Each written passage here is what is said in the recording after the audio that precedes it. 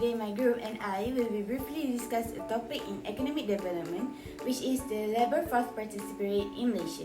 Either if this dependent variable has a relationship between the independent variable. I am Nur Amira binti Rasa Effendi, so before we begin, let me introduce my group members that I will be presenting today.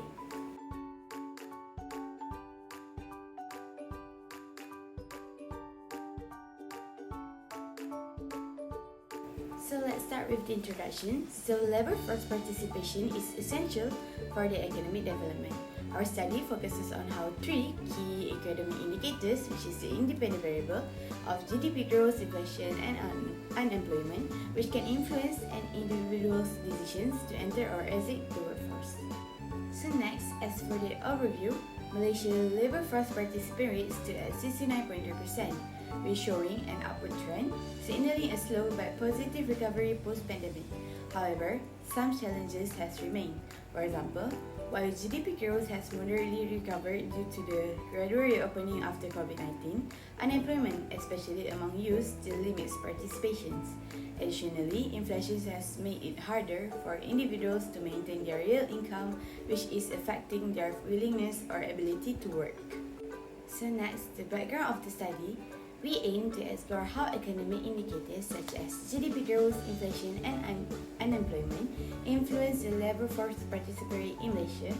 By understanding these relationships, we can identify that what motivates individuals to enter or exit the workforce. So next, as for the problem segment, a critical issue arises. In 2023, although Malaysia's GDP grows by 3.6%, labor force participation rate remains steady at around 70% without significant improvement. So to conclude, understanding the LFPR and its drivers is not just about statistics. It's about ensuring that economic development benefits all segments of society. So let's move on to the next presenter. Let's see, in Chapter 2, the literature review revealed that there have been numerous studies on Malaysia's labor force participation rate. In this study, we want to clarify the significance between the variables and the factors influencing LFPR. According to Lin Naumann and others, says that GDP growth reflects economic health and directly impacts the employment opportunities, influencing the labor force market participation. The unemployment rate serves as a key indicator of labor market condition. The theory suggests that higher unemployment discourages the labor force participation, especially among marginal workers. Lastly, inflation measures the general increase in price levels over time. Studies found that inflation typically has a negative relationship with economic demand behaviors, although some studies observe a positive link under a certain condition, such as during healthcare inflation shocks. Chapter 3. Research Methodology. In our research, we want to study the two variables here, which is dependent variables and independent variables. In our research, we want to study dependent variables, which is labor force participation. It is measured by the economic indicator in Malaysia. While independent variables, we have three independent variables here, which is gross domestic product, inflation, and unemployment rate. All the variables here to study the relationship between dependent and independent variables in order to get final result on this research. I want to highlight the task consideration for data analysis, which is multiple linear regression model. What is multiple linear regression? Multiple linear regression analysis is a technique used to examine the significant relationship of a dependent variable with any other independent variables. Before regressing the model, the variable data are converted into logarithm so that it will reduce the gap in the data between the variables. Here are shown as the economic model, where y as a dependent variable, which is labor force participation, while x as an independent variable, which is GDP, inflation, and unemployment rate. The descriptive analysis consists of 34 observations. The variable is included as GDP, inflation, LFP, and unemployment. The data also show that GDP and LFP have a high variability, while inflation and unemployment were more stable. the all variables were positively skewed, with unemployment showing the highest skewness.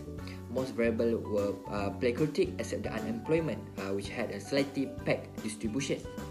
Moving on to the correlation analysis, the results show the strong and statistically significant relationship among the all variables. All p-value were 0, allowing us to reject all the H-naught.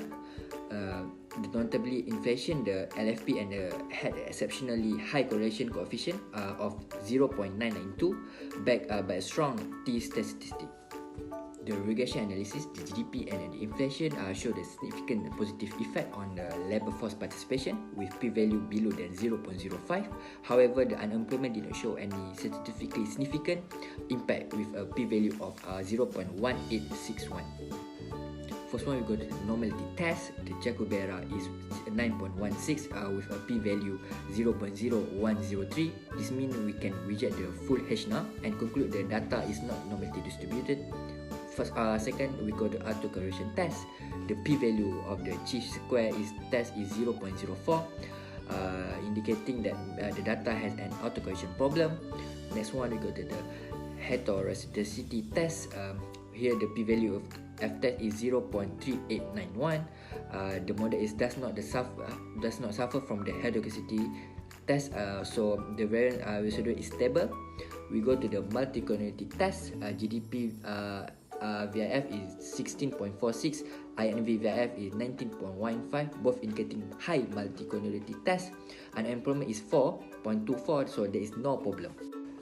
First one, we go to the normality test. The Jacobera is 9.16 with a p-value 0.0103. This means we can reject the full H-naught and conclude the data is not normally distributed. Second, we go to autocorrelation test. The p-value of the chi-square test is 0.04, indicating that the data has an autocorrelation problem. Next one, we go to the heteroscedasticity test. Here the p-value of f-test is 0.3891.